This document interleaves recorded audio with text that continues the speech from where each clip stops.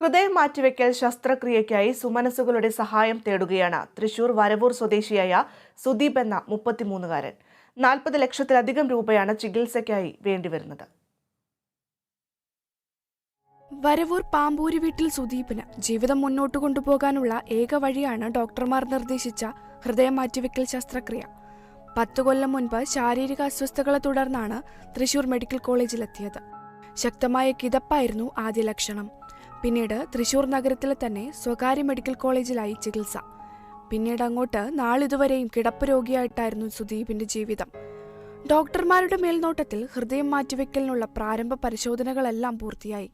ഇനി മൃതസഞ്ജീവനിയിൽ നിന്നും അറിയിപ്പ് വന്നാൽ ശസ്ത്രക്രിയയ്ക്കായി കൊച്ചിയിലേക്ക് പോകാം.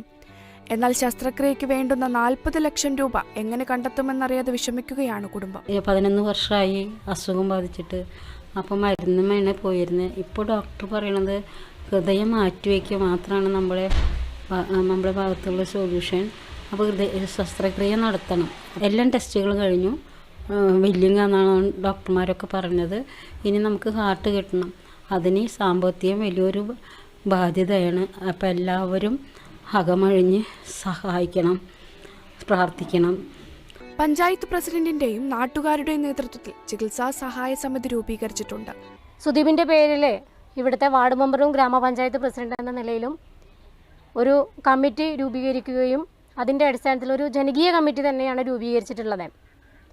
ഇപ്പോൾ ആ ജനകീയ കമ്മിറ്റിയുടെ നേതൃത്വത്തിൽ വരവൂരിൻ്റെ അപ്പുറം മറ്റു വിദേശത്തൊക്കെ ഉള്ളവരൊക്കെ വലിയ സഹായമാണ് ഞങ്ങൾക്ക് കിട്ടിക്കൊണ്ടിരിക്കുന്നത്.